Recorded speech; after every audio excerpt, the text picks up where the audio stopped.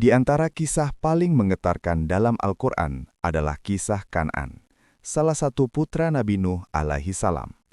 Kisah ini mengajarkan bahwa nasab tidak menjamin keselamatan dan bahwa iman adalah satu-satunya penolong di hadapan Allah. Nabi Nuh adalah seorang rasul yang berdakwah kepada kaumnya selama 950 tahun. Ia menyeru mereka siang dan malam, terang-terangan maupun sembunyi-sembunyi. Namun hanya sedikit yang beriman. Di antara yang menolak dakwah itu, terdapat satu orang yang sangat menyayat hati Nabi Nuh, anak kandungnya sendiri, Kan'an. Dalam sebagian riwayat disebut juga Yam. Kan'an tumbuh di tengah rumah kenabian, mendengar seruan tauhid setiap hari. Namun hatinya justru condong kepada kaum kafir dan kesombongan dunia. Ketika Allah memerintahkan Nabi Nuh membuat bahtera besar, Kan'an menyaksikannya. Ia mengejek dan menganggap ayahnya telah tersesat.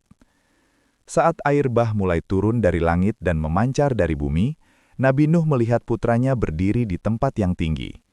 Dengan suara penuh kasih seorang ayah, ia memanggil, "Wahai anakku, naiklah bersama kami dan janganlah engkau bersama orang-orang kafir."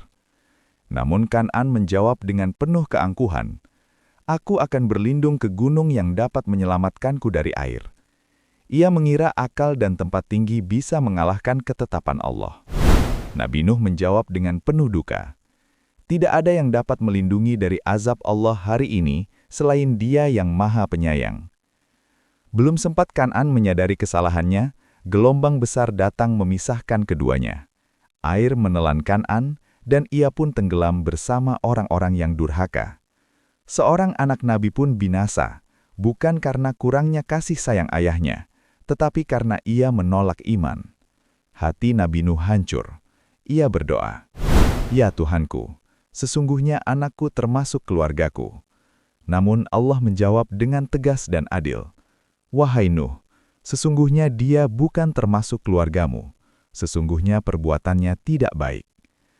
Allah mengajarkan bahwa ikatan iman lebih mulia daripada ikatan darah. Kisah ini mengandung pelajaran yang sangat dalam. Anak orang soleh belum tentu soleh. Nasab, gelar, dan keturunan tidak menyelamatkan. Keselamatan hanya dengan iman dan ketaatan. Orang tua wajib menasehati, tetapi hidayah milik Allah. Kan'an tenggelam bukan karena air bah semata, melainkan karena kesombongan dan penolakan terhadap kebenaran. Semoga kisah ini menjadi cermin bagi kita, agar tidak bergantung pada status, namun berlomba-lomba dalam iman dan amal.